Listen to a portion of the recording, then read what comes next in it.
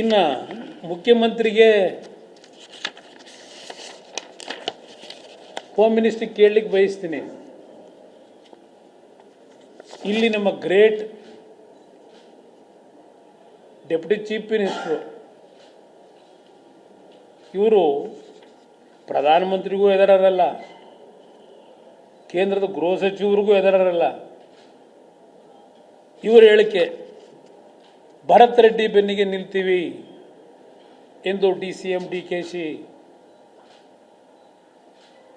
ಇನ್ಯಾವ ತನಿಖೆ ನಡೆಸ್ತೀರಪ್ಪ ನೀವು? ಡೆಪ್ಟಿ CM ಹೇಳಿಕೆ ಇದು.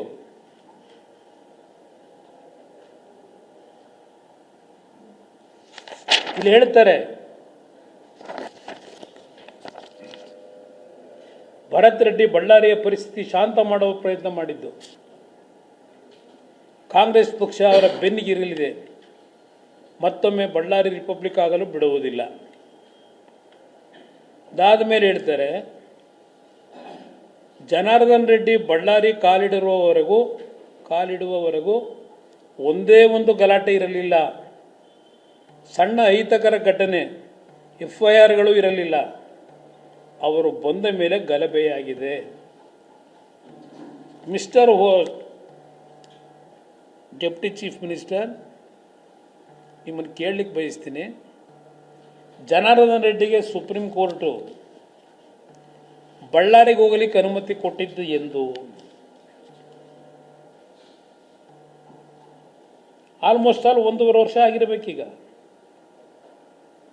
ಅನುಮತಿ ಕೊಟ್ಟಿರ್ತಕ್ಕಂಥದ್ದು ಬಳ್ಳಾರಿಗೆ ಜನಾರ್ದನ್ ರೆಡ್ಡಿ ಹೋಗಲಿಕ್ಕೆ. ಈ ಕಳೆದ 1.5 ವರ್ಷದಲ್ಲಿ ಜನಾರ್ದನ್ ರೆಡ್ಡಿಗೆ ಕೋರ್ಟು ಆದೇಶ ಕೊಟ್ಟ ಮೇಲೆ ಅವರು ಏನು ಬಳ್ಳಾರಿಗೆ ಹೋಗಿದ್ದಾರೆ 1.5 ವರ್ಷ, ಎಷ್ಟು FIRಗಳು ಎಷ್ಟು ಗಲಭೆಗಳಾಗಿದೆ ಜನಗಳ ಮುಂದಿಡಿ. ಇದ್ರ ಜೊತೆಗೆ ಅವ್ರು ಬೇರೆ ಹಿಮ್ಮೇಳ, ಹೋಮ್ ಮಿನಿಸ್ಟ್ರು ಜನಾರ್ದನ್ ರೆಡ್ಡಿ ಬಳ್ಳಾರಿಗೆ ಬಂದ ಮೇಲೆ ಕಾಕ್ತಾಳೀಯ ಈ ಗಲಭೆ. ಅವ್ರ ಹಿಮ್ಮೇಳ ಇವ್ರ ಜೊತೆಗೆ ಇರ್ತಾರಲ್ಲ, ಅದೆಂಥದ್ದು ನಿಮ್ಮ ಹಳ್ಳಿಲಿ ಮೊದಲು ಭಜನೆ ಮಾಡೋಕ್ಕೇನೋ ಬರೋರಲ್ಲ, ಆ ಹಿಂದ್ಗಡೆ ಇದು ಹೇಳ್ಕೊಂಬ ಎಂಥದ್ದು ಬರೋರಲ್ಲ, ಹೇಳ್ಕೊಂಡು ಅದಕ್ಕೆ ಹೋಮ್ ಮಿನಿಸ್ಟ್ರು ಹಿಮ್ಮೇಳ. ಇದಕ್ಕೆ ಈ ಸರ್ಟಿಫಿಕೇಟ್ಗಳನ್ನ ಕೊಟ್ಟ ಮೇಲೆ ಯಾವ ತನಿಖೆ ನಡೆಸ್ತೀರಪ್ಪ ನೀವು? ನಿಮ್ಮ ಕಾರ್ಯಕರ್ತರನ್ನ ಕೊಲೆ ಮಾಡಿ, ಇದು ಕೊಲೆ, ಇದು ಕಾರ್ಯಕರ್ತನದ್ದು, ಕಾಂಗ್ರೆಸ್ ಕಾರ್ಯಕರ್ತನದ್ದು. ಕಾಂಗ್ರೆಸ್ ಕಾರ್ಯಕರ್ತರಿಗೆ ಹೇಳ್ತೀನಿ, ರಾಜ್ಯ ಕುರಿಗೆಡಿಸ್ತಾ ಇದ್ದಾರೆ,